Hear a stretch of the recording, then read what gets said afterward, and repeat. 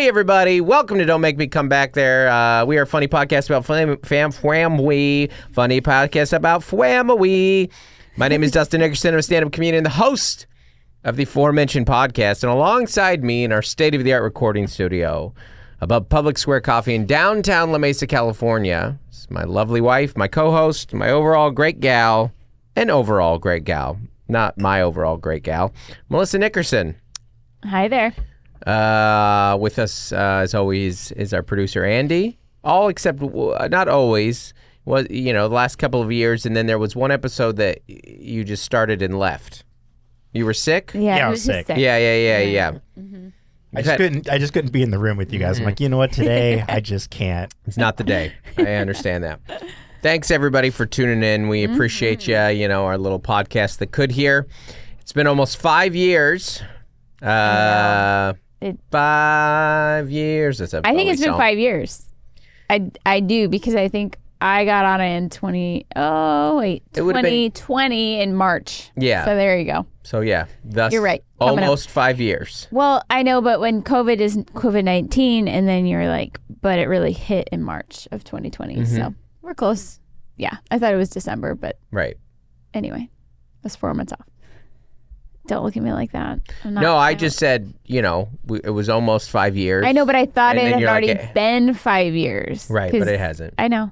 Great. Great. Well, proof, ladies and gentlemen, you can win an argument with your spouse. I just did. This is mind-blowing content. Whoa. All right, everybody. Thanks for tuning in. Bye. Bye. No, we got a lot to get to today. Covered it all. As always, we got some emails. We got weekend recap, couple bingo dingos. Mel finally saw Wicked, and I finally watched Daredevil season 3, which I believe came out 6 years ago. So, but We are in the loop. we are in the know right here. A couple of people are real tuned in to cultural happenings. The nominees for Best Movie for the Golden Globes, I had heard of 2 of them and seen none of them. Heard of 2, seen none. Yeah. But I have seen the Sonic trilogy, so that's where we're plugged into if you want to know what's going on in our life. Exactly. But yeah, we appreciate you guys coming in. We got a little business to get to here. One, I do stand-up comedy. If you guys are interested in watching me do stand-up comedy, I'm going to be in Indianapolis, Indiana this week, January 23rd through 25th. 5 shows. Saturday early sold out, I think, but there's tickets available to the other ones. And then in February, February 7th and 8th, Denver. February 13th through 15th, St. Louis, and then the 16th, Columbia and Toronto for the 20th and 22nd, which I've never been to Toronto. I'm excited to go. March and beyond, we've got Santa Cruz, Petaluma, Berkeley, Lexington, Kentucky, Eugene, Oregon, Brea, California. This is a new one on sale, June 6th and 7th, Las Vegas, Nevada, at Wise Guys Comedy Club, Pottstown, PA, Richmond, Virginia, Stamford, Connecticut. More on sale coming, but that's what we got right now.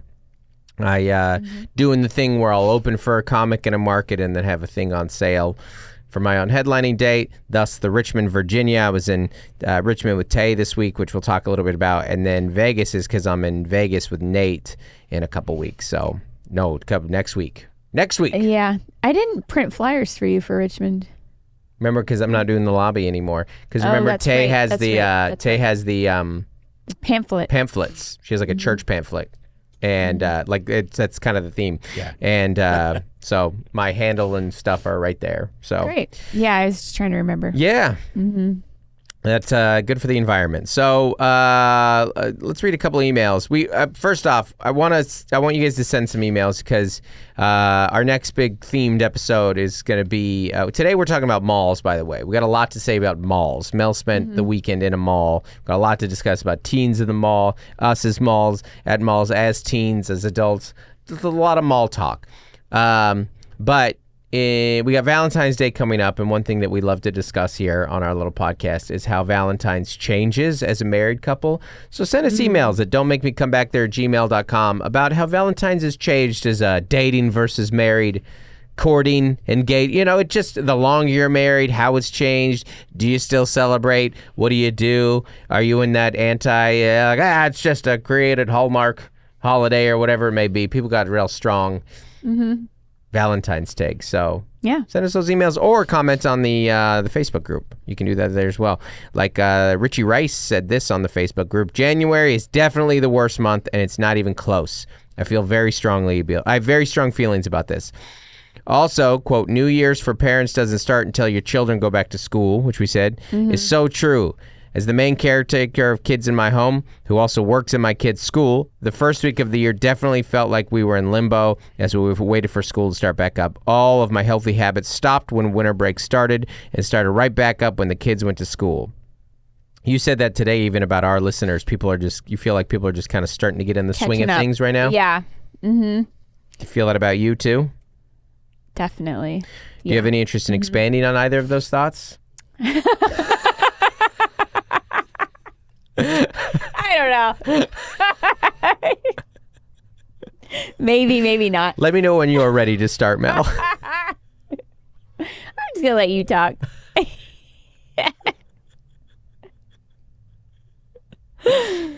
No,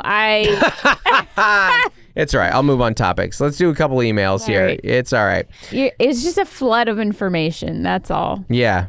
and I'm taking it in. Yeah. Just like a listener would. This is an email. No comments. When we had guests on the pods, we were looking for a term, and Abraham, Lara. Any reference? No, you don't got an Abe in your family. I guess I could be a 1% Jewish if I do. Yeah, he said, I think the term you're looking for when you have guests is a hitchhiker, which is perfect. Oh, that is that is good. perfect. It's so good. You named it. Because we're the front seaters. Yeah. And the listeners are the back seaters. Yep. Now we get the occasional hitchhiker. That's nice. It's really nice. It's nice. Well done, Abraham. Father good. Abraham. I was thinking like Uber driver, but Yeah? that's good. That's better. I like it. Well, I'm glad you said Babe, something on I the pod. found something to say. 7 minutes in. Crushing Mel it. says something. All right, this is right Yeah. here. This is another email. This is from Chris. Subject, your podcast may just be a fever dream. Dustin and Mel have been enjoying Dustin's comedy for a short while now, which is funny to me. Great. But just recently jumped in the podcast van. Welcome to Be the Backseater. After listening for a couple months, I've begun to wonder if this podcast is actually just a fever dream of fights and conversations with my wife. And I've had or am going to have. The parallels are strikingly similar. Dustin and I are the same age. I was also raised by a single parent with little money. I came to faith as a young adult. My wife and I have been married for 20 years. Brown was also our wedding color. We have 3 kids of similar ages. Martial arts and cross country take up a significant portion of our fall. But seriously, thank you for saying out loud all the things I'm thinking, so I don't have to get in trouble for saying them myself. Dustin, next time you're in Des Moines, I'm assuming Iowa, I'd love to treat you some great local coffee and discuss the music stylings of Dustin Kensrew, theology, 90 Seattle sports team, which part of our body randomly hurts that day. Actually, I'm sure the last thing you want is the coerced conversation awkward conversation with a stranger. Be sure to check out Daisy Chain Coffee, Horizon Line, which we've been to Horizon Line, which is very good. Mars Cafe. Thanks for the laughs, and here's to a great 2025, which I think he did with the bye. I think that was the idea there. I don't know. What's his name? Chris. Nice. Lot Chris. of crossover there. We got a lot in common with you. We do. We do. So thanks for the email. Hopefully I'll be back in Des Moines soon. Yeah. We're not all right. coming this time. No, that's a joke. Well, it's hard to it's my cursed city, Des Moines. Like I love it when I'm there, but I've had real travel woes getting there. Yeah. They've been trying to keep me out. Yeah. So this is this is from Alec on our Facebook group here. Okay. A side comment in this week's pod hit me. You said that if clean comedy isn't your thing, then Taylor Tomlinson isn't for you, which I think Alec might have just missed that quote where it said if clean comedy is your thing, then Taylor isn't for you, which is me saying that Taylor is not a clean comic. No judgment, of course. I love her work and others, but knowing that you tend to be clean, or at least clean adjacent, how do you tend to handle that on stage? I've seen your clips, but wondering what about your approach? Do you address it with an audience, especially when you find yourself sandwiched between other comics that are super raunchy? So this is a little Dustin's comedy corner, I suppose. I've always been a clean comic. I started as a clean comic. Some comics start clean and then become kind of go away from it. Bill Burr infamously started as a clean comic. And then vice versa. Yeah, I mean, ultimately, I find it doesn't. No one really cares if you're clean or not. They don't care. The highest compliment you can get as a clean comic is that they don't even notice. They just go, "Oh, you were really funny," or like they come after a show and like, "Dude, you were so effing funny," and like that's you're like, "Oh, you didn't get any of it," which is nice. Mm-hmm. So I don't. The truth be told, like it's like as a clean comic, there's a lot of really bad clean comics out there, and like in my experience, like that's their whole angle is that they're clean, that they're like, I'm the king of clean, or that like don't do that. And I would not suggest that. Like you're gonna get a lot of like, I don't know, middling type opportunities, not like middle on a show, but just like these like little nothing type things where you're just like marketing yourself as a clean comic and somebody has some luncheon and a couple $100. And if that's what you want your future to be, that's totally fine. There's room for that.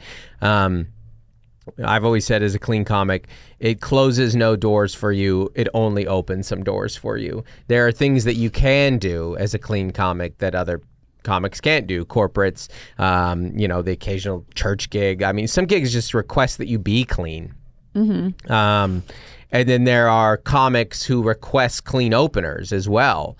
And I'm one of them, and it's not, I didn't request a clean opener before I could start selling tickets.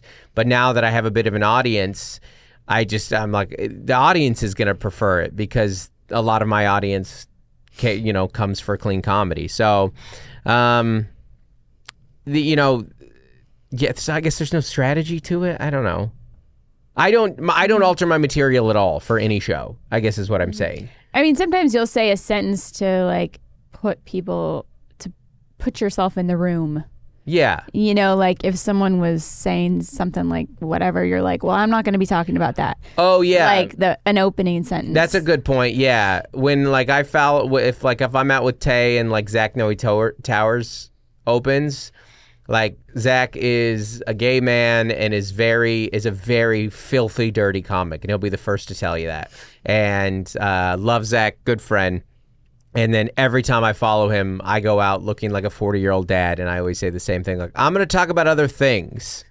And everyone laughs, and they get it, because they're like, I know what I just saw. It's a bit of a reset. Yeah, and I think that people kind of get what they're going to get from me the second that I walk to the stage, because I kind of look like my act at this point. So, I don't know. I don't, there are certain topics maybe like that I would do on a Tay show, but not a corporate gig or my own headlining show or something like that. Or like I do a decent amount of political material, but it's not divisive and it's not really take-based ever. But it's not very much. But there are certain shows that you just wouldn't touch that topic at all. Like, Well, you always feel out, like, I was talking to Jess Egan at the San Diego show. Both of you feel out the crowd. Right. Like with your first or second joke, and then it's a test. Yeah. Will they give you, your more edgy joke or your, like, more political joke? And if they didn't laugh at the first one, then you're like, well, I know. Yeah. This isn't the room. This isn't the time. And sometimes you don't care. Sometimes you're like, these are the jokes I want to tell, and you're going to deal with it. But if you chose to course correct, you could. Yeah. So I think you answered this. I think so. Okay, yeah. Good. That was Mel's way of saying, can we move on? Hey, you told me to contribute. I'm trying. So anyways, join the Dustin Nickerson comedy fans and shoot us emails at don'tmakemecomebackthere@gmail.com. Mm-hmm. All right, let's talk about our weekends. I was in Richmond, Virginia with Tay, and Melissa was at the mall. Yes. And at a volleyball tournament. Yes, I was. Tell me about your Sunday, Mel. You and I had similar hard Sundays. Yeah. But like we were on similar hours, even though I woke up at 5-something a.m. in Richmond, Virginia, which is 2 our time, and flew home. Connected in Atlanta. No easy way home from Richmond, Virginia. And you got up at 5:10, I think to drive? I had a couple different alarms going off. Guess where you drive for the volleyball tournament, Andy? Orange County, baby. Yep. Orange County, where they all are. So we kind of lucked out. This is the first time Gloria has done regional travel volleyball. And we waited and waited and waited to advance from local, which is North County, San Diego, to Irvine. Yeah. And it's kind of nice because they put the tournaments a lot of times over 3-day weekends, which is helpful because it's Sunday, Monday. Right. A lot of times. And I don't know, you already have 3 days to work with, so it's a little bit easier. But on Thursday, we found out that it was like within 24 hours of canceling the hotel room. We found out it was a 1-day tournament instead of a 2-dayer. Huge. We were all thrilled. This is the best news. Yeah. Is we don't have to stay the night and, all these different things. So I got up at 5:10 on Sunday morning and I returned home at 5 p.m. On Sunday. And I was like, that was 12 hours door to door. Yeah. For 3 volleyball games. Yeah. 2 refs. She ref 2 games. You came home looking like you had a travel day, like that, just like cross country, like travel day. Yeah. It's so long. After the first game, you texted me because you were having your own travel day, long cross country travel day. I was making memes in the sky. I was following the Trump TikTok stuff. Then I was watching a playoff game. Like I did have travel tired, but mentally it was the piece of cake. And I told you, I don't know if I can find my 3 adjectives, but I said bored, overstimulated, and tired. Yeah. Yeah. It's a bad combo. And you replied back like they should make a shirt for this. Yes. Now, a lot of times I have Claire with me, which means like we're leaving, we're walking, we're getting food. We're not glued to the gym. We're not tethered to the gym. We're coming and going. Yeah. A bit more. But I put like AirPods in just to not hear everything, every whistle. Yeah, the problem with all 3 of those things is that your phone is the only option for a solution. And a phone will actually make you more bored eventually, more overstimulated, and more tired. So the phone is not the answer. So then... What do? You just get on your phone and get coffee all day. Eat. So I know the problem is all you want to do is eat. And you want to eat nachos. You want to eat what the tournament is serving. The little bag of Skinny Pop was $3. Yeah. They're making some money. Orange County prices. Dang. This is like an ounce of Skinny Pop. Yeah. $3. Cheaper than eggs. I brought my own eggs. Yeah. No, I'm kidding. Eggs are expensive again. The funniest thing about these sports tournaments is one, we were at UC Fullerton and I told a parent like, well, this counts as a college visit. It's a good line. Did you do that dance after you did it too? Yes. Well, that's the thing is I don't have a lot of friends on this team. Yeah. Because it's a new travel team. And so I am very bored. Yeah. I am so bored. No one to talk to, yeah. And then what I do is I'll move my chair. How long in advance did you think of that line? No, I thought of it on the cup. Nice. You riffed that? That's good. I don't even know who I told it I'd to. love you I don't to bring have that any kind friends. of content to the podcast. I don't have any friends on this team. I'd love that riff and wit, Mel. I know it's in there. I probably told the ticketer that that great line. And they're like, I'm sorry, what? They took their AirPod out? It's $20, ma'am. Yeah. My year at Cal State Fullerton was just a college visit. You're hilarious, yeah. Listen, you got to save money where you again. Cost of eggs. It's a huge campus. We can buy eggs or you can go to college. Those are your choice. Next time they're cheap, you have to buy them in bulk and then freeze your eggs. That's what that means, right? Is that what they mean? Yeah, they're freezing grocery store eggs. Yeah. Yeah. Yeah, that's what that means, right? When like an older actress is like, I'm not sure when I'm gonna have kids, and she freezes her eggs. That's what she means, right? Is 30 old? I didn't say I didn't say a number. Older actress. Did I say a number? No. Yeah.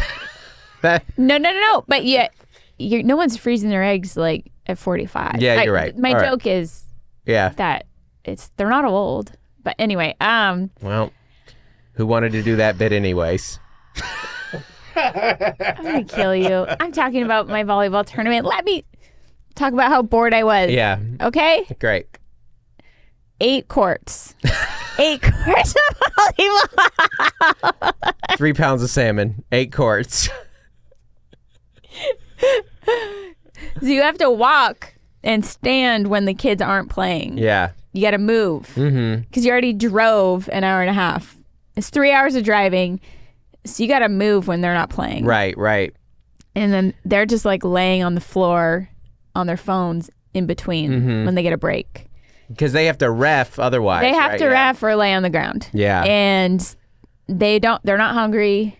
And there's nothing good to offer them anyways. Well, funny enough, my hotel in Richmond, Virginia this weekend, the Marriott in downtown Richmond, was full of a volleyball tournament.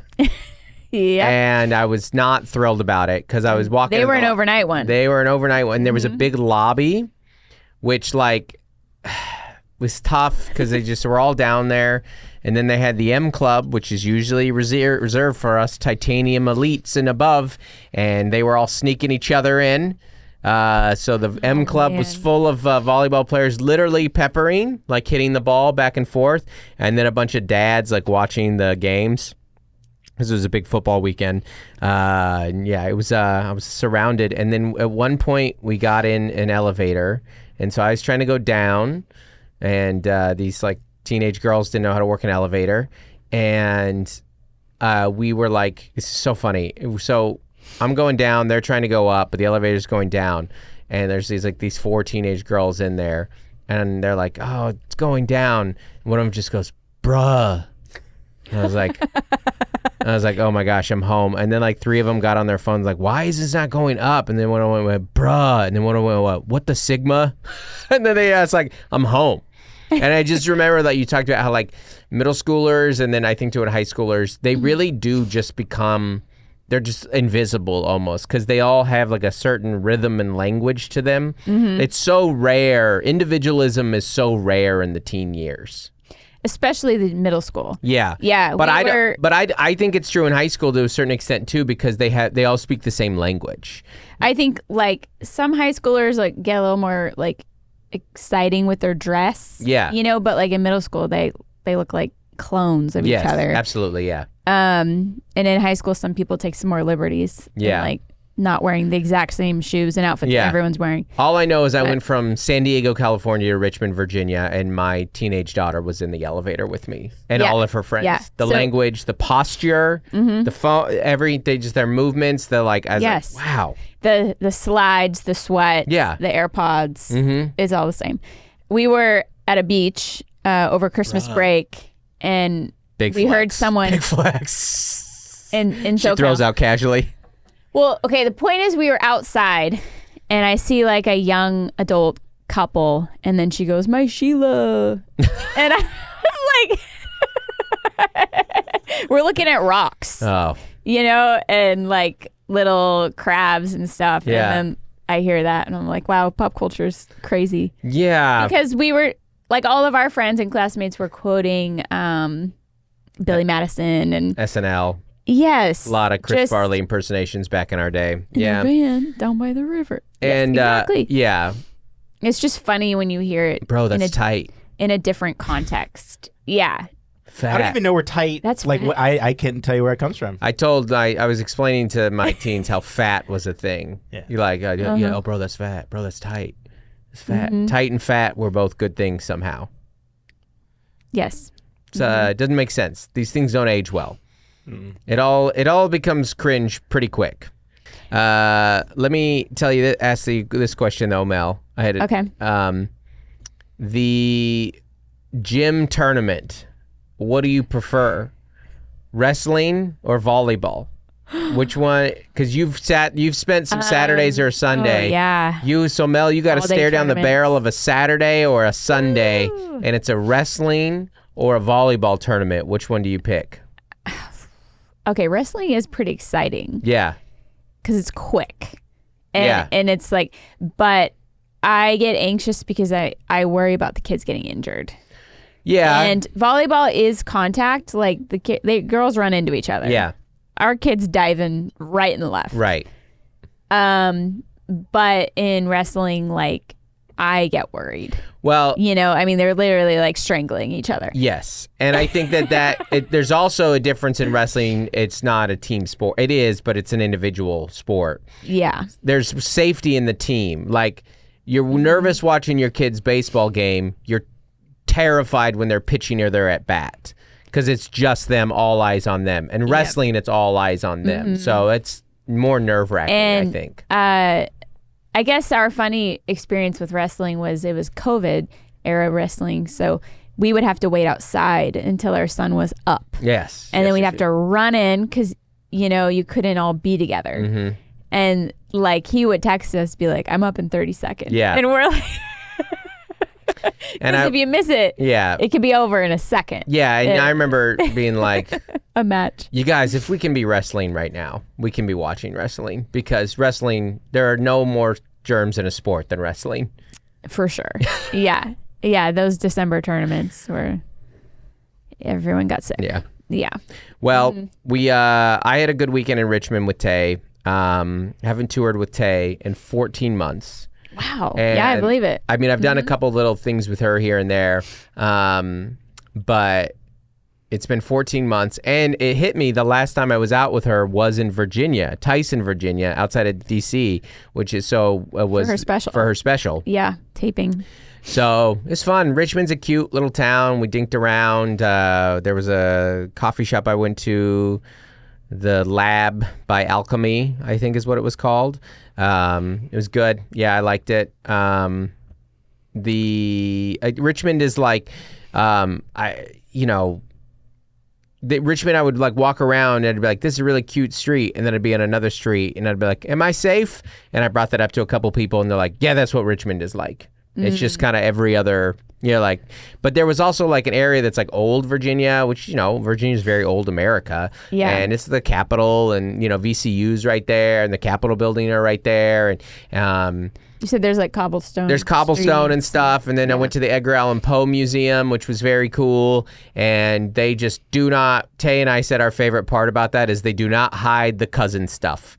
There is just, there's a room about his childhood. There's a room about his work. There's a room about his big mysterious death. And then there's one where you go into about his life. And they're like, hey, we know it's weird. He married his younger cousin. And Taylor's like, I'm glad they don't cover that up. Yeah. Because, when you think of Edgar Allan Poe, those are the things you're like. The Raven, great. I remember listening on a podcast a long time ago that no one's really sure how he died. And then there's the weird cousin stuff. So, yeah. But it's a cool museum. I liked it a lot. It's like the oldest residential buildings is still standing in Richmond. And it's cool. It's kind of like the Andy Warhol one. It's not nearly as big. The Andy Warhol one in Pittsburgh is much bigger. But you go, oh, this is fun that, this little cultural weirdo is from here. Yeah. Now, Andy Warhol he immigrated there, but still, it's fun. It's cool. And I'll be back there in July. Walt Disney's from the Midwest. Yeah. You're like, that's awesome. Yeah, I mean, I think it's like Kansas City or ish. Yeah, but the comedy one, the National Comedy Theater or whatever it's called, Museum of Comedy. It's where Lucille Ball is from, which I think is Jamestown, New York. And that is so far off the beaten path. Like it's outside of Buffalo by like an hour, and that's already outside of places. So yeah. Anyways, it was a fun weekend. Nice to be out with Tay. I'm not out with her for a while, but we spent a lot of time discussing the TikTok ban and had the joke about it, and it did not last long. It was fast. It was a big topic at the volleyball tournament as well. And this is my theory. Yeah. I mean, there's a million dumb true theories about it, but there was part of me that I was like, I think that Trump might have saved TikTok so his teenager liked him. Yes. And honestly, I've never related to him more. Yes. I've probably never related to him in any way in that regard that our lives are so different. But he does have a teenager, and he had the chance to bring back TikTok, and he wanted his teenager to like him. And honestly, respect. I get it. It's hard to get your kids to like you. Absolutely. Could you imagine saving TikTok for our teenager? She told us she shed a tear when TikTok came back. Yeah. Our teenager told us to shed a tear. Listen, if my dad had flown in and saved MySpace, I mean, that would have been a big, unbelievable. Big deal. Would have been huge. You would have gotten some points. Yeah. Yeah. Anyways, speaking of teenagers, what we wanted to talk about was the mall a little bit today. The reason I want to talk about the mall is because you spent so much time at the mall this weekend. I was there all day Saturday. Yeah. And then our kids both went back on Monday. Yeah. What were your hours? We had a very loose plan. We had owed Claire and this friend a trip for about 8 weeks. And we could not schedule it. Trying to go to For Belmont. one reason or another. Yeah. This was, and maybe even longer, fall break, like months ago. Right. And it's hard planning stuff with other parents, man. Yeah. And then life happened. Like the girl got injured ice skating over Christmas. Like she had an ankle thing. So anyway, we finally had this trip planned, and then it changed like 15 minutes before we left. You were like walking out the door. You were like, almost. So we ended up at the mall. It's funny because this happens when you try and do things on play dates and stuff. We kept referring to this as the trip that will never happen because it kept getting pushed back and pushed back. This trip to Belmont Park for various reasons. And then you're like, it's happening. It's going to actually happen. And then I kept joking. I was like, we'll believe it when I see it. And then sure enough, 15 minutes before, it got changed because of some reservations or whatever. Yeah, so there's 2 10-year-olds and 2 parents. Tough start, 2 10-year-olds. And then there's 2 15-year-olds sisters who were like, we want in too. So now we're this big group, and so we're going to the mall. We're talking about going to an escape room. We did not make reservations. That was booked all day. No way we're going to get to this escape room. And you're like, this mall is an escape room. I'm in my own escape room right here. We're talking about a movie. I'm like 2 seconds later, this movie's rated R, the SZA movie. So that's out. Yeah. So a lot of loose planning. Someone needs a winter formal dress. Somebody, our son, needed a winter formal outfit. We're just walking around this mall. Yeah. And in various groups, and they're hitting all the stores. And you're like, you guys can't afford anything in here. No. There's nothing that you can. You might be able to get a lanyard at Spencer's. So that's what you would afford, is a lanyard at Spencer's. If you can imagine. Is that still around, Spencer's? It is. Yeah. If you can imagine, we are, first of all, we park in opposite sides in different parking garages. Yeah. And the girls can't. They don't know. Yeah. I'm like, I think they're across. They're at Nordstrom. We're at Macy's. Like these are polar opposites. So we finally meet up with them. We get boba.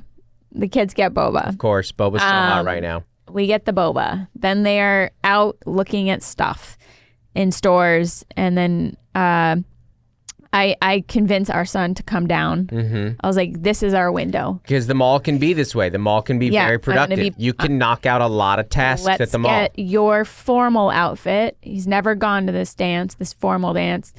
And let's try and use some of these pieces for prom. Let's just do it. Yeah, really piecing this together here, Mel. And, so we're doing this. The other mom goes her way.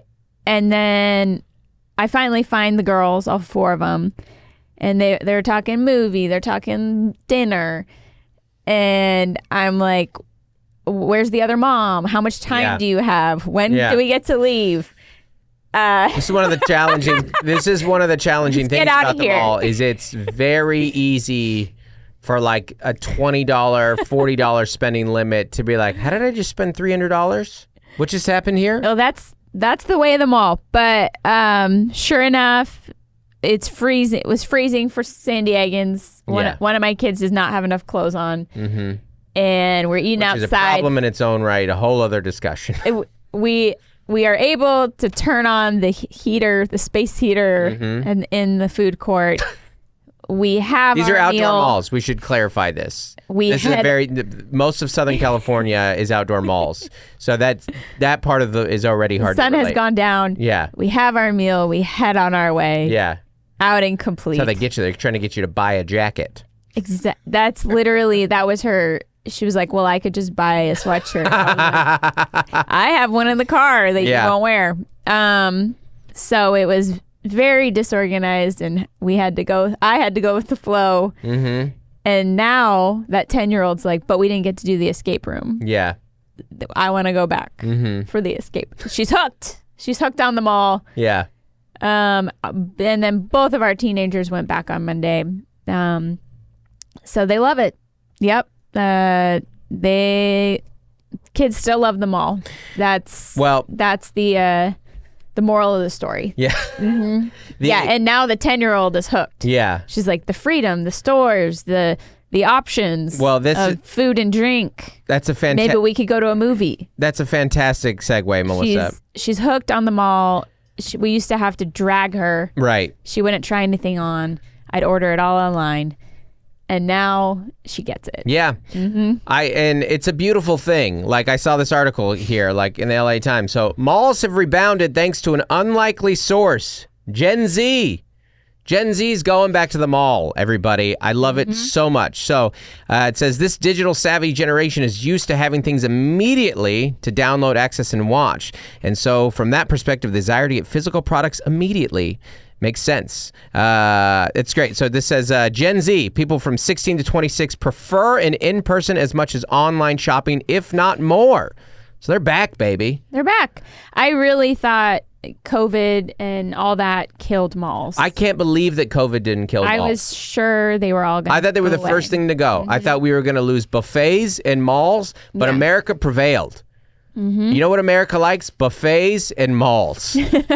Because what is the mall if not a buffet of clothes? Well, and now it's like a buffet of activities. Yes. You know, with like the escape rooms, the video game, VR kind of thing. The mall has adapted to survive. The mall is like, hey, we're closed. What do we need? Okay, we're closed here. Add a food court, boom. Add a movie theater, boom. Add activities like an arcade, an escape room, anything. Like a playland. Yes. For the little ones. Oh, a little area for the toddlers. I can't believe COVID. Like the mall may have started COVID and yet remained. It's unbelievable. It's fantastic. I love that malls are back because we went to a mall like recently, and I remember walking around. It's like, it is packed in here, and it's not even like a Saturday. And then you spent all Saturday there, and like our kids are asking to go to mall. All three of our kids went to malls this weekend, and I saw like a bunch of Instagram stories of other people at the malls. Malls are so back, baby. Well, I think for like a teen who can't drive yet, a mall is a great place because they can spend hours there. Yes. You know? Like with friends, but without parental supervision. Right. You know? And you might get a thing, but that's what's great about the mall. The mall is a hang and can be productive. Like you're not going to hang at the grocery store. No. Like, I mean, you do need a swimsuit for the summer. Right. And you can't get that at Vaughn's. Yeah. So it can be productive for sure. Yeah. It's great news. I also read that you know who is killing the theme. I saw another article that said the Gen Z is saving malls, but the people not going to malls are boomers. Which is interesting because I think they were kind of. I don't know if the mall meant what it did to boomers because like my parents didn't go to malls, did they? So I think they were more the department store era. I think the boomers own the mall. They're the ones capitalizing on malls. They own the property. Yeah, that's probably right. Yeah. They're like, we don't have to go. They're like condos. Make more money. Well, this was put in Let's put in an apartment. Well, let me read more here about the Gen Z. It also says Gen Z shoppers are bringing back the mall shopping experience. They want a sense of community. They want to bridge the gap between the social media that they're doing and the meet and shop person. Or I'm sorry, let me say that. They want to bridge the gap between the social media that they're doing and meet and shop in person. Because if you are going around the mall, if you're like, oh, kids are getting off their phones and going to the mall. No. They're on their phones at the mall, to be clear. You cannot. The phones got them to the mall. The phones got them to the mall, and they are still doing TikToks in the mall. But at least they're at the mall. Were you with us? You No. weren't with us. We were waiting for the friends across the mall to arrive, and we were watching a girl do TikTok dances. Yes. And it was amazing. Yes. Yeah. Was it? It was amazing. Yeah. She was really going for it. Well, I think that's one thing that like millennials are like, we are a very online record yourself generation, but we are still a little scared to do it in public. Gen Z is not. Gen Z is saving them all because they will do their TikTok dances in Macy's. They will. They'll do it. Yeah. And honestly, respect. I don't have that confidence. I mean, online creation in general, you have to be cringy. You have to be embarrassing until you find your voice. I think you're right. Yeah, I think you're right. And they I don't know that they have that same sense of I could be embarrassed online. They do. They get cyberbullied and stuff. But the point is that the mall has prevailed. I'm shocked. I didn't think this was going to happen. I think what's interesting is when you think about a lot of these stores have not made it. Like a lot of like the Bon Marché is gone. Like those didn't make it. A lot of like Sears is on its last leg, right? Like what was the other? Mervyn's. Like some of the things that were in malls are gone, but the mall made it. The mall, because the mall is not Gap. Gap is a part of the mall. The mall was before Gap and after Gap. The mall in the beginning was the mall. Yeah. The mall is Alpha and Omega. And it will be there at the end. Exactly. Yeah. Yeah, no, I mean, sorry, I gotta think of something to say. I was thinking about how Kohl's has become like an Amazon return center. And then they brought in Sephora, which is like a very trendy makeup store. Yeah. And how they've adapted, like literally half of Kohl's is Amazon returns and Sephora. And so now you have to go to the mall. Or they're next thing they're going to open an escape room in Kohl's. Yeah. Yes. Smart. Kohl's plus Sephora plus escape room.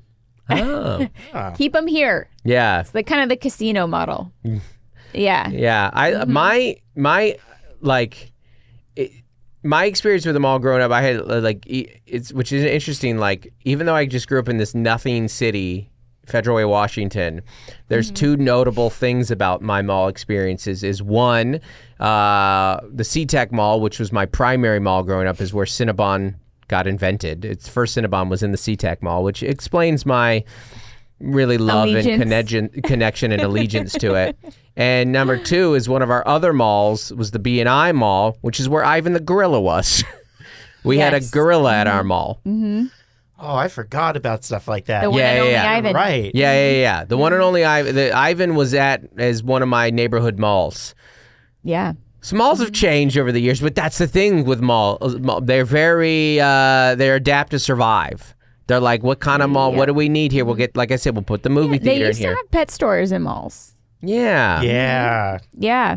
That's what I'm thinking about, because I'm like, animals in malls always had a lovely affinity. Yeah. You know, ours had like the play animals that were like a big bear and an alligator you could roll around. Yeah. And like, you know, but mine had an actual gorilla. Mine had a real gorilla. That's how long malls have been around, and how long they were before PETA. Before, really, malls have been so big that PETA had to get involved. Like, all right, guys, you can't have a gorilla at your mall. Yeah. But we want a gorilla at our mall. Those books were pretty good. Yeah. But if you I read them with Claire. Yeah, no, I saw Ivan. He was in the 90s in Tacoma. That's a whole different discussion. It's a whole different discussion, but I think when you like what was your mall growing up? The Brea Mall. So everyone knows it real quick. Mine was a SeaTac Mall. You had a couple malls because you didn't have a home growing up. Well, I had a home. It kept moving. Yeah. Didn't have a home base. We had a mall in Wichita Falls, and then the Wichita SeaTac malls. And That's then what they called it? SeaTac Mall. Did they call it Wichita Malls? No. It's a huge miss. Wichita Mall. Huge miss. I bet I've been to Wichita Falls. I bet your mall was bigger than the Falls. It was. The Falls in Wichita Falls, Google it. Hilarious. It's like 3 tiny little things by a sign. It's a water feature. It's a water feature. They're not big falls. Okay, hold on a second. I'm Googling Wichita Falls or the mall in Wichita Falls. No. The actual Wichita, the waterfall in Wichita Falls is a water feature. There are if you could fall down 2 flights of stairs, that would be a bigger fall than Wichita Falls. Yeah, I was thinking 3 flights, but yes. Yeah. 100%. So you had the Wichita malls.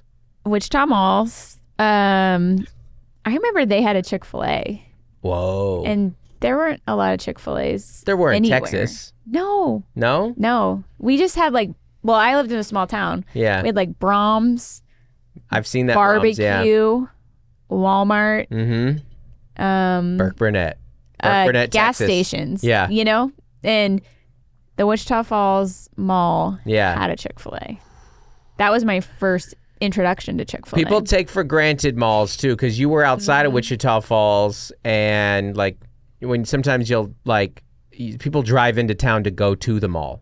It's true. Yeah, a couple times we went to Dallas to the Galleria. That was in middle school. So Mel had forgotten. So a couple years ago, we shoot Runs in the Family in Addison Improv at the Addison Improv, and we're in Addison, Texas, and we go into that mall, and you go. We stay next to the mall, and we go in, and you go. I've been here before. Yes, it's 4 stories. Yeah, they put an ice rink in the bottom. It's nice. They had the Limited too.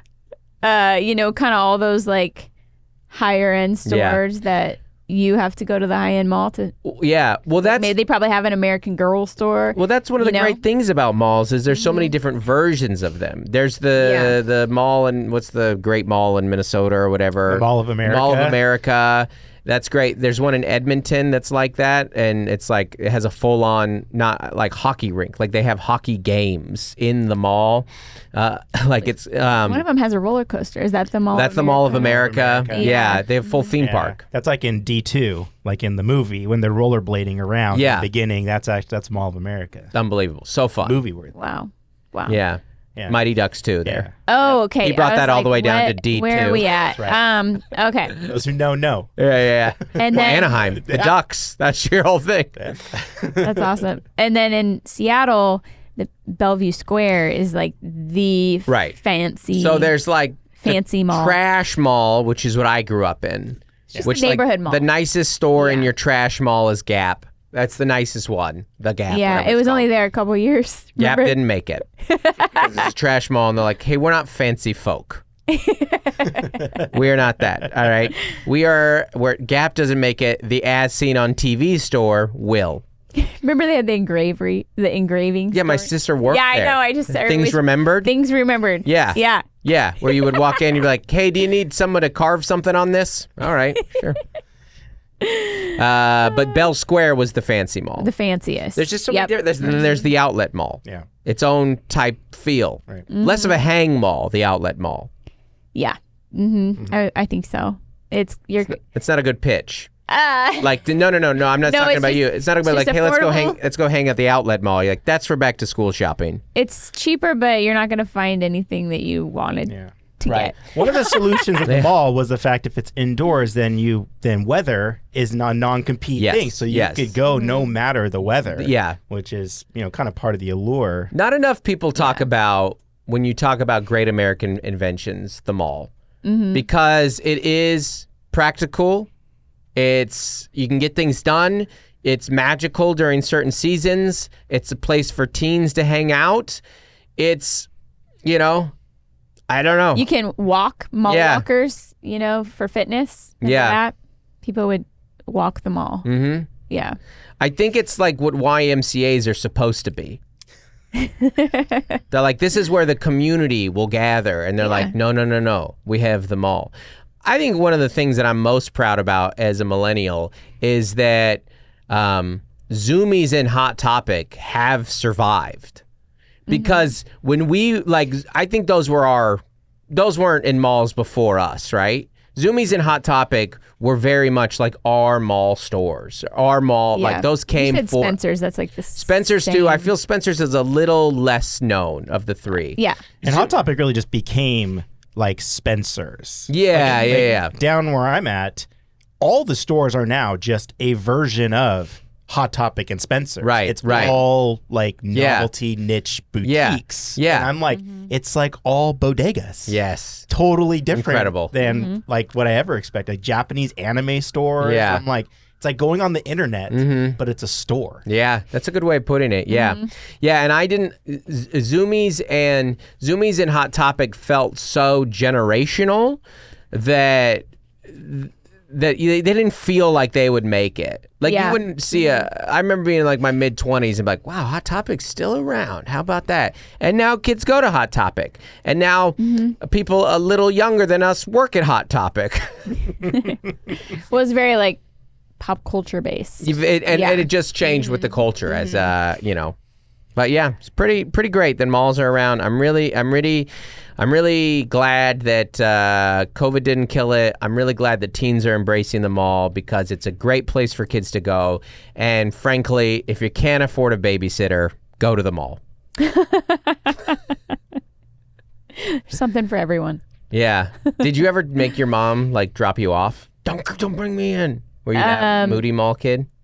I did go. I didn't go with like my friend group often, but I did go with like a church friend quite a bit. Yeah. Like solo, yeah. But usually, like I had babysitting money, but usually I went with my mom because I could buy stuff. Because your mom. You're like, I'm actually trying to get something out of here. Yeah. Yeah. So I didn't go to the mall that much with friends. Yeah. But I did have a friend. We would go and we would get the pay by the pound candy. That was Sweet Factory. Oh my gosh, Mel. You pulled Sweet Factory out of I forgot about Sweet Factory. Yeah. How did that not die? Oh, is it still around? I don't know. Yeah, I haven't seen a Sweet Factory in the mall in a while.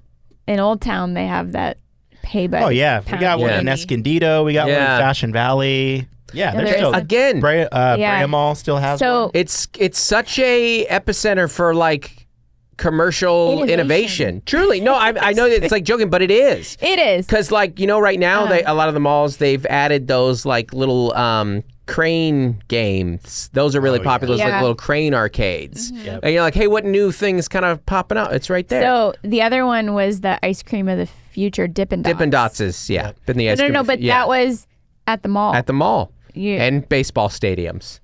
Yeah, but it was early. Like they tried, I mean, bubble tea was the newest. Like with the teens. Yeah, they're obsessed with it. So first, it was the World's Fair. You know, like as millennials, it was like, what is the new crazy thing? Yeah, and they're all testing it on us. Yep. Yeah.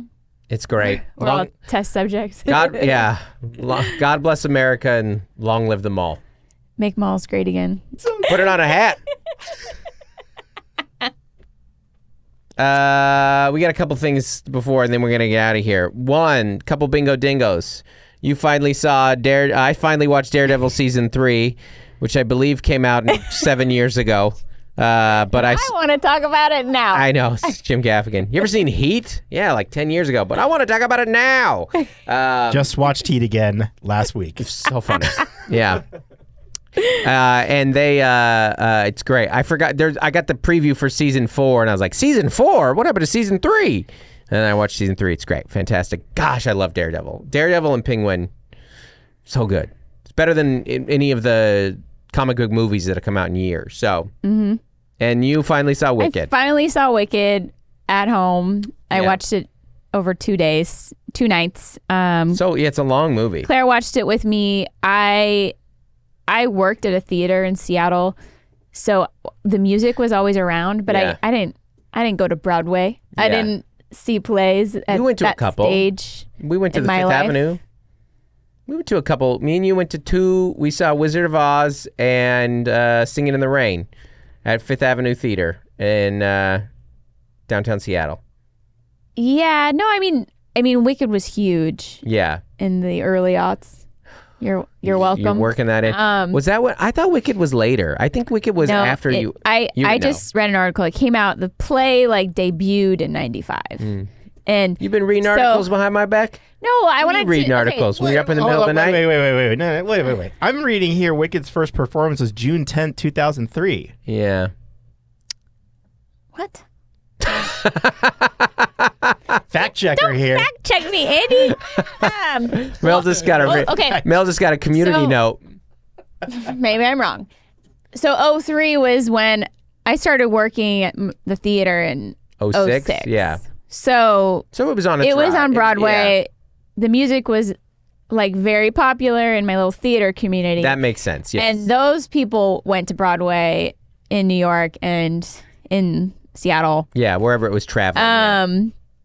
At that time, I was not seeing any shows. Yeah. Or I was not in the know about Broadway news. We would occasionally go to the one at your theater, the shows at your theaters. My theater had 6 main stage shows a year. But we had young kids, so you're like, free tickets don't help me.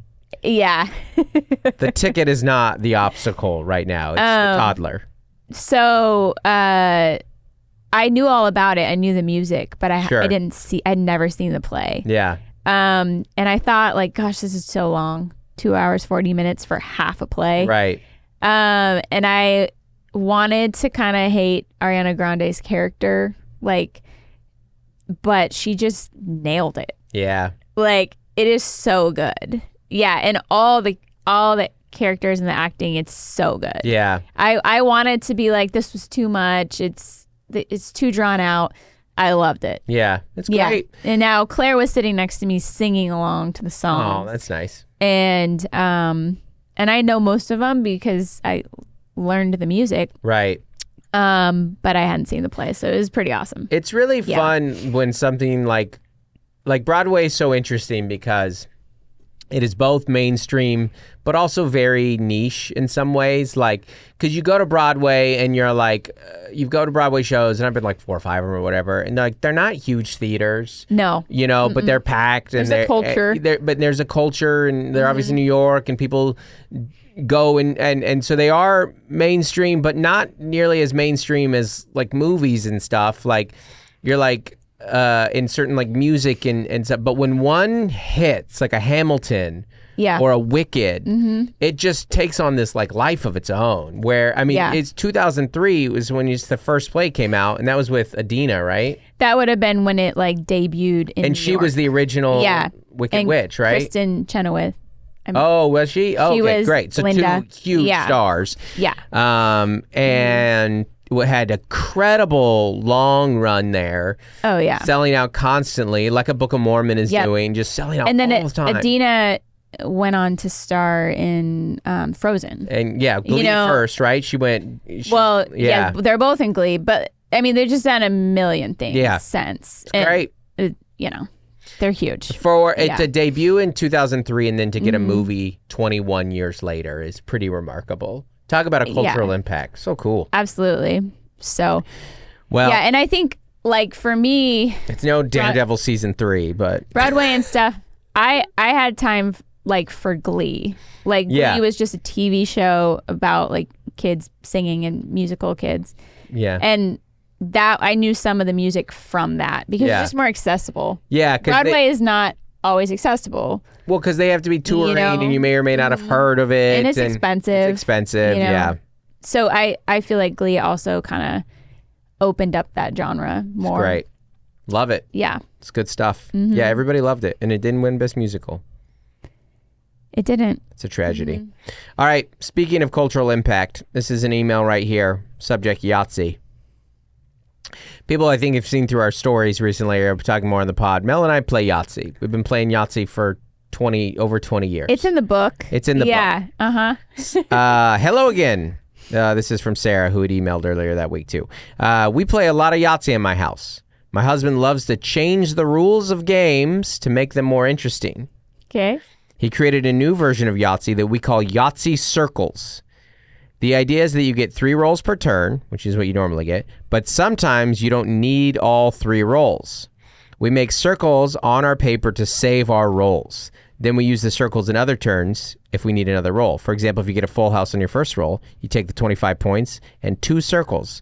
Later, you mark off the circles and you take your extra rolls. It gets tricky when you have to decide to take your circle and end your turn or keep rolling to improve your current turn. I don't hate that rule. I actually think that that's a very unique idea. That totally changes the game. Totally changes the game. We did the same thing when we realized there was a different version of how you could play Sorry. I don't remember now. Oh, it was Sorry that you don't flip your cards. You draw cards. So you have hands and there's a strategy that you can hold your hand. Sorry for a long time. So yeah. Forgot about that. Pretty interesting. I don't know if we're going to give it a try or not. Mel? I don't know. We do a lot of triple Yahtzee. Yeah, we're triple Yahtzee. So that would be different. In a single Yahtzee round, I could see rolls. Absolutely. Triple Yahtzee, there's some safety there already. But all right, everybody. See you at the mall. Bye. Bye.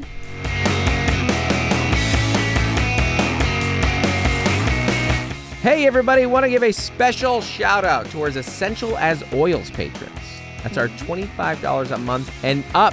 Thanks so much for giving to the pod and getting a little back. That is Adam Bush, Averill Griffiths, Allison Nelson, Andy and Darlene Girton, Avery Starr, Bonnie Galindo, Brandon Schoenberger, Carrie T, Christopher and Bridget Finland, Code to Grow, Courtney Eibling, Damaris Diaz-Stevens, Daniel Owens, Dave and Melissa Cox, Dave Hoagland, Dustin Daly, Jason and Francis White, Jen Thirk, Jessica Hanrahan, Jonathan Rivera, Jordan Cowan, Juliana Smith, Lori Amos, Lauren and Nick Rachel, Matt and Sam Slosdom, Michelle Caslon, Nicole Carraz, Norman Perron, Preston and Rachel Wilson, Rachel Kennedy, Robert and Nellie Capin, Scott Elliott, Stephen Mania, and Tiffany Payne. Thanks so much, everybody.